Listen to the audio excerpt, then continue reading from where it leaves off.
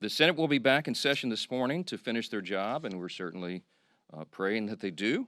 They'll need unanimous consent from all senators to fast-track their final vote. As you know, there are some procedural hurdles that one or more could throw in the way, but we certainly hope that they won't do that because so many people across this country are desperate for the government to reopen.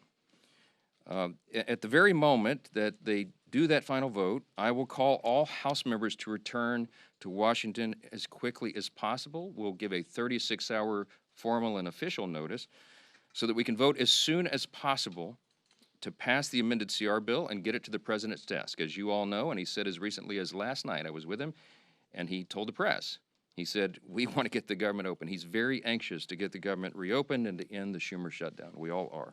With regard to the travel challenges, I spoke yesterday at some length with Transportation Secretary Sean Duffy, my former colleague and good friend, and he lamented the serious situation that we have with air travel in the U.S. He's bent over backwards, as all members of the administration and the cabinet have done in all of their areas of jurisdiction, to try to keep the government working for the people and to mitigate the pain and the harm. But the problem we have with air travel is that our air traffic controllers are overworked and unpaid, and many of them have called in sick. That's a very stressful job, and even more stressful exponentially when they're having trouble providing for their families. And so air travel has been grinding to a halt in many places.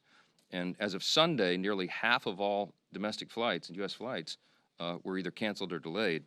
And it's a very serious situation. So I'm saying that by way of reminder. I'm stating the obvious to all my colleagues, Republicans and Democrats in the House. You need to begin right now returning to the Hill. We have to do this as quickly as possible. Now, we look forward to the government reopening this week so Congress can get back to our regular legislative session. We have a lot of business to do, as you all know, and we will be working in earnest. There'll be long days and long nights here for the foreseeable future to make up for all this lost time that was imposed upon us. I want to close with something that's important. I think it's important to say that this is genuine. I mean this sincerely. We applaud the 7 Senate Democrats and 1 independent senator who did the right thing. They decided to put principle over their personal politics. And my urgent plea of all my colleagues in the House, and that means every Democrat in the House, is to think carefully, pray, and finally do the right thing and help us to bring an end to the pain of the American people. This has gone on too long. Too many people have suffered, and it's long overdue.